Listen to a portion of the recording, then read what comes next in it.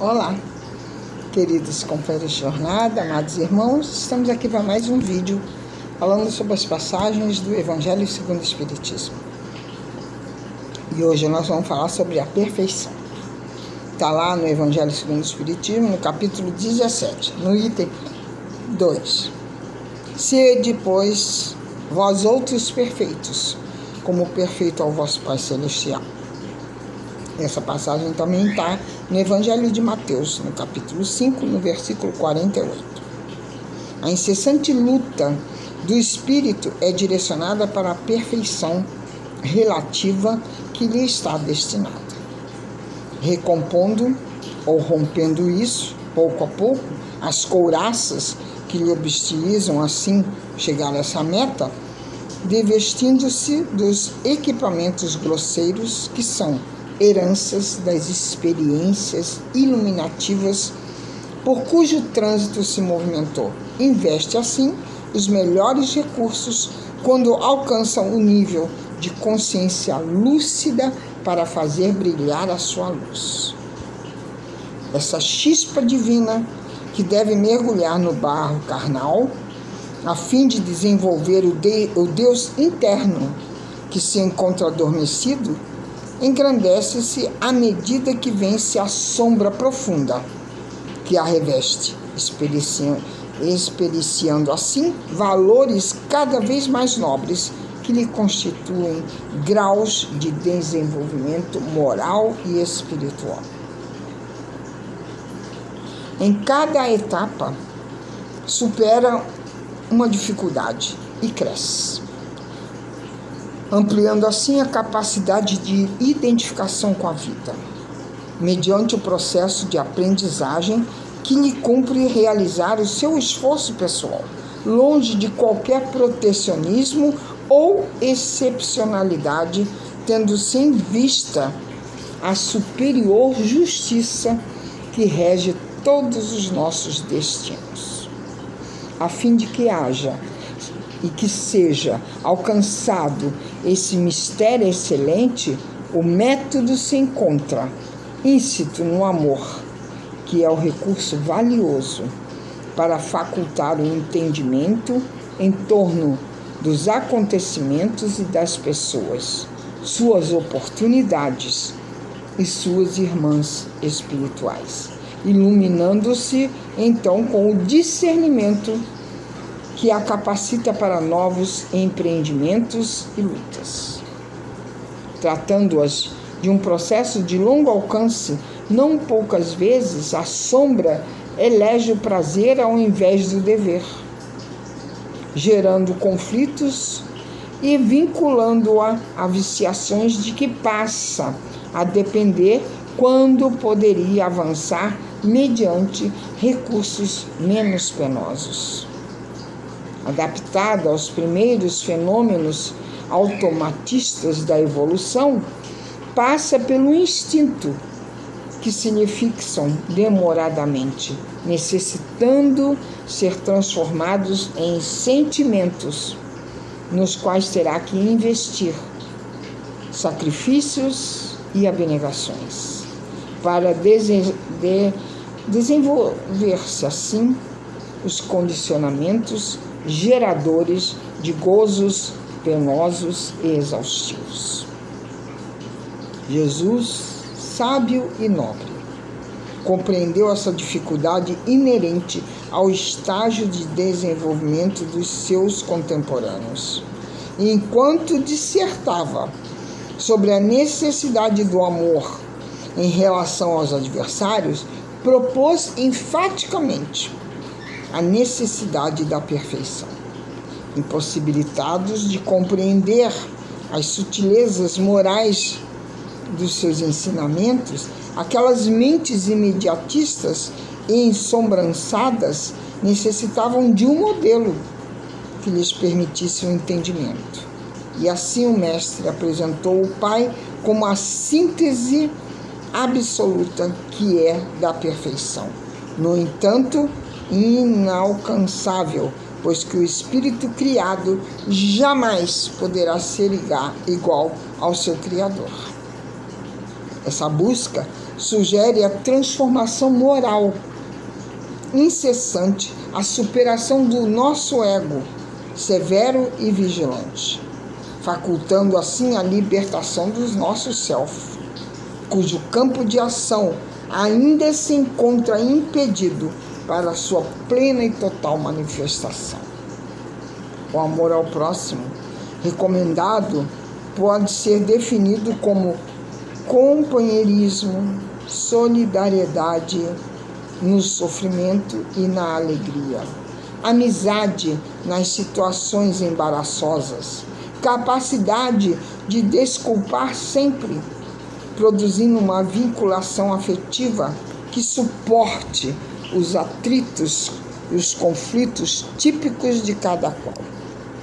Pelo seu significado profundo, é um amor diferenciado, daquele que deve ser oferecido ao inimigo, a quem se fez ofensor, projetando sua imagem controvertida e detestada por si mesmo, naquele que se lhe torna vítima.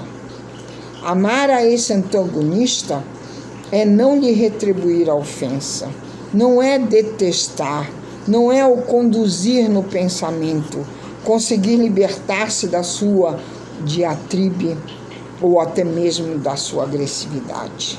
O amor libera quem o cultiva.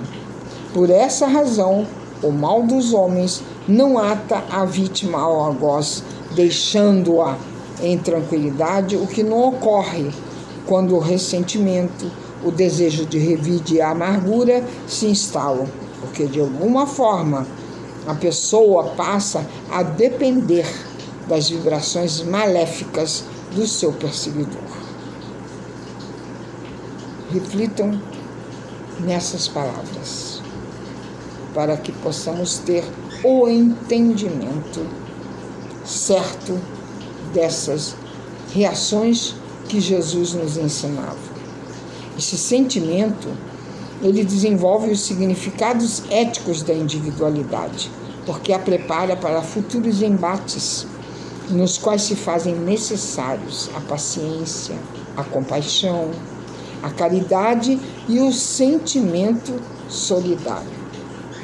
As imagens convencionais do inconsciente humano rejeitam formalmente o perdão ao inimigo e, consequentemente, o amor a quem lhe causou dano e perseguição. Não faltarão aqueles indivíduos que informarão tratar-se de um postulado ingênuo, esse amor com um mundo de perversidade, no qual se deve estar armado contra os perigos de cada momento. Todavia, na sua visão profunda, Jesus sabia das circunstâncias difíceis porque passam as criaturas, e assim mesmo estabeleceu o amor como arma invencível contra o mal e a favor dos maus. Isso porque o amor é penetrante e altera o comportamento, dulcificando quem o exterioriza e altera assim aquele que o recebe, já que procede de vibrações saturadas do eu superior. Não há, pois, como negá-lo, diante das lições constantes dos relacionamentos humanos, nos quais somente esse sentimento consegue transformar moralmente o que a claridade da razão simplesmente não logra. A atualidade fria e cristalizada em reações psicológicas e morais contra a afabilidade e a ternura tem, não obstante, a ideia correta da sã identidade de Jesus como homem superior que venceu todas as oposições que se lhe antepuseram. Nessa imagem conceptual do homem Jesus, pode-se conceber de alguma forma a grandiosidade de Deus, superando qualquer conceito estabelecido de identidade e de humanidade, no ultrapassado antropoformismo que a mitologia religiosa do passado atribuiu a Jesus e a Deus. Dessa maneira, Nenhuma possibilidade existe de alguém ser perfeito como perfeito é o nosso Pai Celestial. Não obstante, se pode inferir que é possível despojar-se, sim, do primarismo, como o diamante, para brilhar, deve libertar-se de toda a ganga, passando pela necessidade da lapidação, a fim de que suas várias facetas venham refletir a luz da força possuidor que é, de pureza e luz interna. Em razão das lutas ásperas que devem enfrentar o homem e a mulher contemporâneos, sofrem de bloqueios profundos no inconsciente a respeito da necessidade de perfeição, encontrando-se mais preocupados com a conquista dos recursos que lhes propiciem comodidade hoje e repouso na velhice, esperança de melhores dias longe da enfermidade e do sofrimento, descuidando-se do essencial, que é o esforço para auto-abrir-se aos pressupostos espirituais de Jesus, como terapia e solução para as questões afligentes do nosso cotidiano. Somente quando o ser humano conseguir a própria integração, tornando-se uno consigo, isso é, realizando a perfeita harmonia entre o ser interno e o que é o externo que apresenta, realizando assim e vencendo a luta intrapsíquica, que o estabelecido como triunfo e felicidade, aceitará os desafios propostos pelo nosso Mestre Jesus. Krishna propôs ao discípulo Arjuna lutar contra os kurus, que são os vícios, utilizando-se da sua posição na casta pândula, portadora de virtudes. E não obstante os primeiros fossem mais numerosos, os últimos poderiam vencê-los por completo e por completo empenho. Porém, essa luta desigual exigiria um campo de batalha próprio, e o mestre informou aos aprendizes que seria na consciência que se travaria, portanto, de natureza intrapsíquica, sem aplausos nem proteções especiais. Tem faltado na educação psicológica do ser humano a contribuição da confiança abrangente, aquela que recomenda a formação de alicerces morais tranquilos e fortes, desde que ministrada com calma e amorosamente. O contrário é o que tem lugar na desconfiança geral diante de todos e de tudo, aguardando seus sinais definitivos de qual rumo emocional se deve tomar, a fim de não ser colhido pelo desamor, pelo desafeto.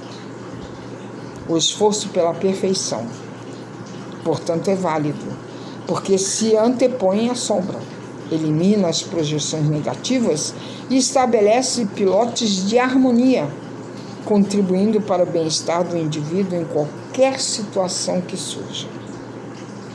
Asseveram com pessimismo os campeões da sombra coletiva, que o mundo é mau, que deve ser combatido com astúcia e argúcia, e jamais cedendo, nunca recuando, mantendo-se vigilância constante contra as suas armadilhas. O ser, porém, que busca a plenitude, não se turba diante desse conceito derrotista, porque sente que a realidade é muito diferente desse informe doentio e que pode observá-lo nele mesmo, que aspira à situação a mais enriquecedora e à experiência mais feliz. Pela autoanálise, começa a avaliar quantos outros indivíduos também se encontram aspirando esse equilíbrio, essa perfeição, e empenha-se mais para tornar execuível o esforço direcionado para o bem e para a plenitude.